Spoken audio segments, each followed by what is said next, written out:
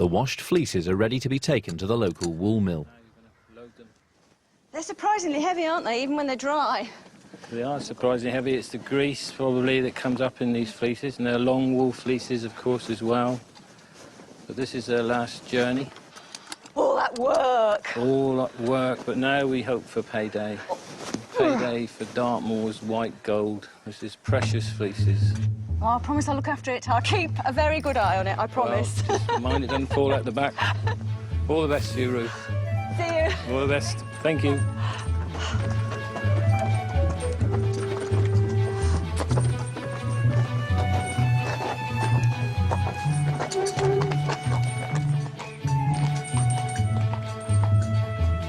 Ruth has arranged to deliver the fleeces to Peter Fisher at Cold Harbour Mill. Hi. Hello, Ruth. Pleased to meet you. Nice to see you. What a wonderful place. Yes, you managed to find us all right? Oh, yes. Well, I just followed the chimney, you know. Well,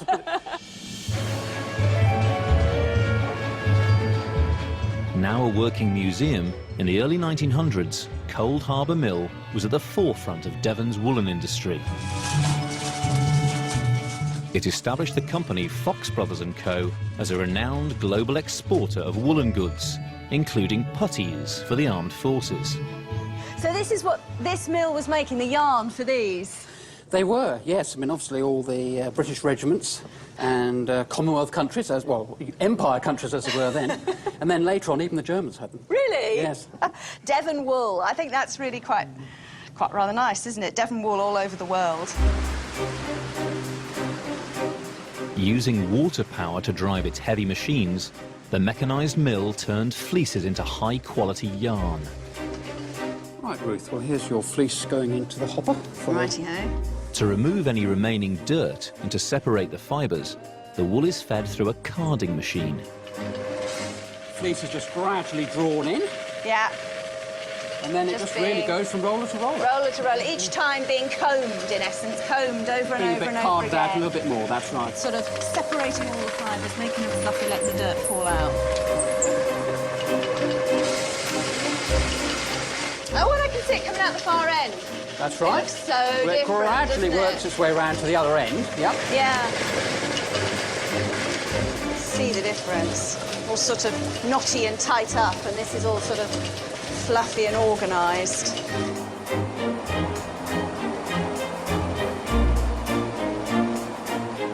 After the wool has been carded, it's drawn out to 8 times its original length.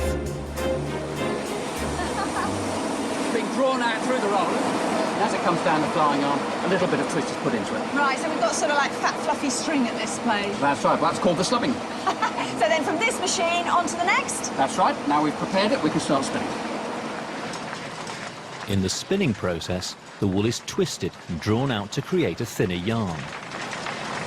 So these are off the last machine, the big fluffy string. Yep, here's our slubbings on the top, drawn out between the 2 sets of rollers, but of course much more twist being put into it now. Yeah, I can see they're spinning really much, much faster.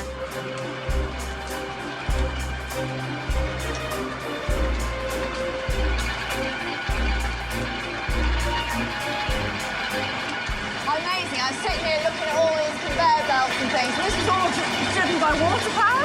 All can be driven by the water wheel, yep. All these belts and rollers, oh, blinking, noisy, clackering lot.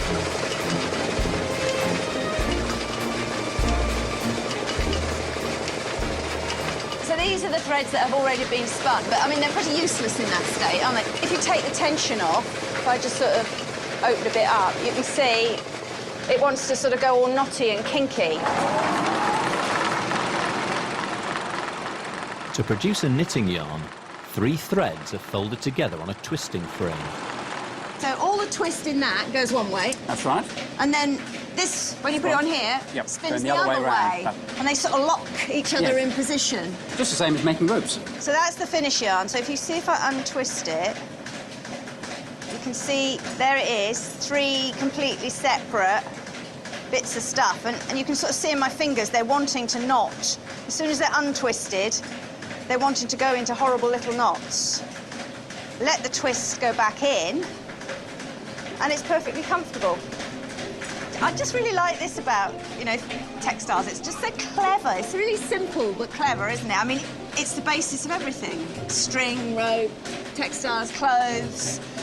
You know, suspension bridges are built using this technology, aren't they? With wire at the front.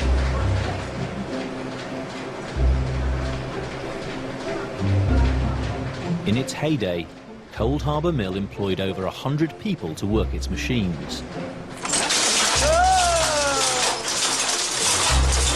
They worked long hours in dangerous and noisy conditions for minimal wages. Boy, is it noisy. You would go deaf if you worked in this any length of time, Well, in a wouldn't you? weaving shed, you'd have many more than this. In fact, in Wellington, there were 400 looms. I know that the weavers themselves were usually adults, but in a mill like this in the Edwardian period, an awful lot of the work is being done by quite young workers, isn't it? Usually female. Mainly female, Yeah, I'm I afraid, mean, because they got paid less. Because they got paid less, they were cheaper. I mean, what that must have done to them in their sort of growing years. Quite I'm incredible. afraid they got their cloth ears quite quickly. Yeah, cloth ears, yeah, you would, wouldn't you?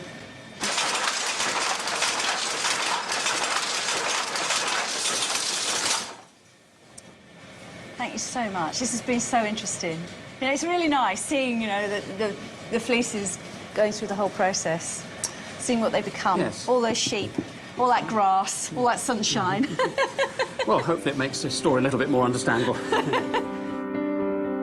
Devon's wool industry not only brought wealth to the county, but it's also shaped its landscape. On Dartmoor, where fresh grass struggles to grow beneath gorse and heather, farmers have created fresh pastures for their flocks by the ancient practice of swaling. What exactly is swaling? Well, it's a very simple practice. It's a practice of burning off old vegetation to create young grass. Right, so they burnt back this area. That's right, and you then- can see some black sticks here, which were probably the gorse remaining. Goes back to just a tradition that was forever. Sway means to yield. Ling comes from the heather. It's a Norse word. So a practice which might have just been a Norseman that rubbed a couple of flints together, realised he could burn them more and it would sweeten up.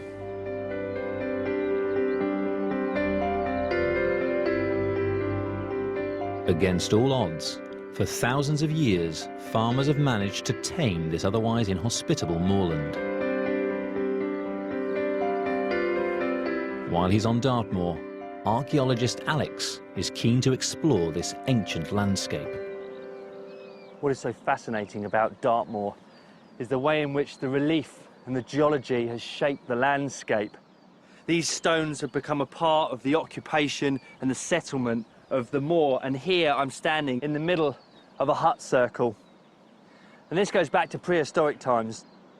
They probably would have had a central hearth, and you would have had rafters running up from the stones, conical-shaped roof, probably thatched with the gorse and the rushes from around here, and a fantastic view looking out. And this wall here, this row of stones, is probably in fact an enclosure wall where the people here would have kept their precious livestock, their sheep and their cows.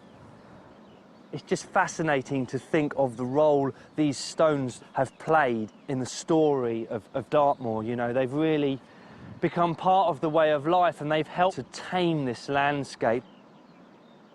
With the largest deposit of granite in southern Britain, generations of farmers have used the stone on Dartmoor to build enclosures for their livestock. Alex has come to meet Wilf Hutchins and his team of dry stone wallers. Hi there, Wilf. Hi, Alex. How are you? Nice to see you. Hello, chaps. So what are the qualities of a good dry stone waller then, Wilf? The main thing is the eye for the stone, Right. which only comes with experience, really. I mean, I've started just on the farm when I was a kid, playing at it, really. But over the years, you develop a skill where you can see a particular shape and fit that stone to that shape. Right. I mean, anybody can put a stone one top the other, but, you know, to get a nice job, to get a nice finish, to get the strength, to get the lines right, you don't learn it in 5 minutes. I'm still learning, and I'm 60. Right. I see Bill and Jason getting stuck in there. Have you got some work for me to do today. There's plenty of work. Great stuff. Just head on up there and pitch in. I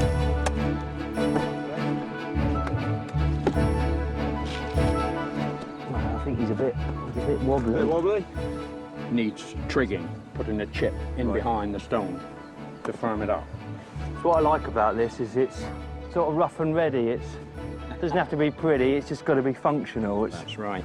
It's a great way of building, actually. He's coming this way. So how many metres would a good dry stone waller be expected to do in a day? Just a single face like this? Well, I would like to think we could do 10 metres a day. 10 metres. The landowners would bring in a gang of people and say, right, do that wall. The men would build the walls, and the ladies would bring the stone in wheelbarrows to the men to build. Right. I can't get my wife to do it. No. Right. What about that? That's the Watch your fingers. Dry stone walls vary hugely from region to region. Something like that, or is that's a bit too high there, isn't it? Too high, yeah. Some walls are easier to build than others, depending on the size, shape and type of local stone. With the flatter stone, obviously, you don't need the chips, the trigs in behind. But with the rounder ones, obviously, it's just a balancing act. Of course, they didn't have safety specs back in the Edwardian days, did they? It needs a bit more off there. Right. That's looking nice, isn't it, that is?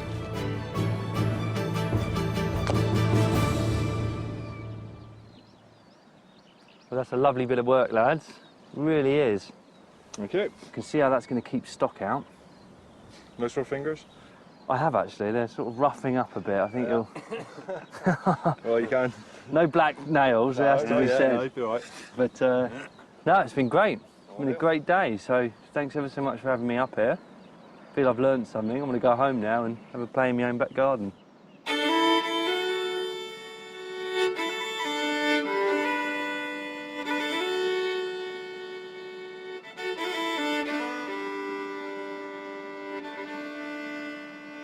Governed by the geography and geology of its landscape, for centuries the farming way of life on the moor had changed little. But by the early 20th century, a new industry on Dartmoor had emerged.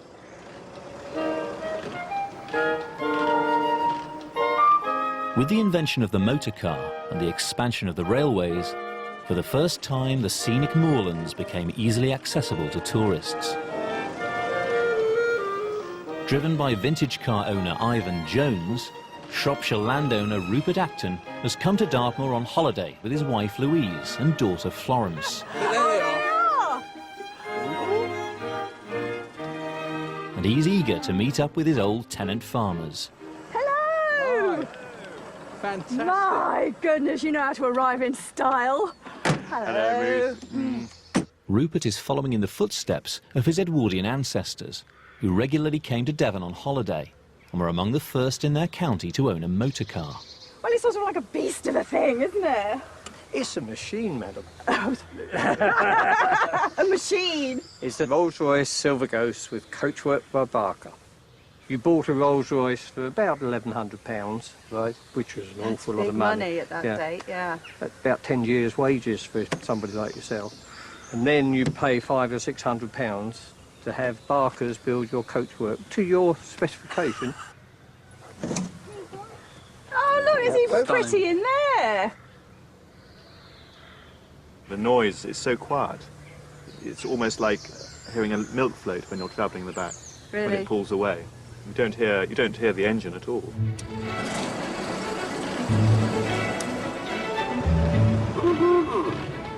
Although this was beyond the means of Edwardian farmers, Alex, Ruth and Peter can't resist a spin in the most sought-after car of its day. If you were going to be some super rich person at any point in history, I think I'd go for the Edwardian. It's got to be the Edwardian age, isn't it? How fast can it go, Ivan? Well, 65 reasonably comfortably, really. How many miles per gallon are you getting? 10 to 12. 10 to 12 miles per gallon. Pretty surprising, isn't it? There were petrol stations already by 1909. They're dotted around this part of the world because so many people came touring, doing exactly this. The writing's on the wall for the horse and car, wasn't it? It was. Yeah. Give them a little toot when you go by. The arrival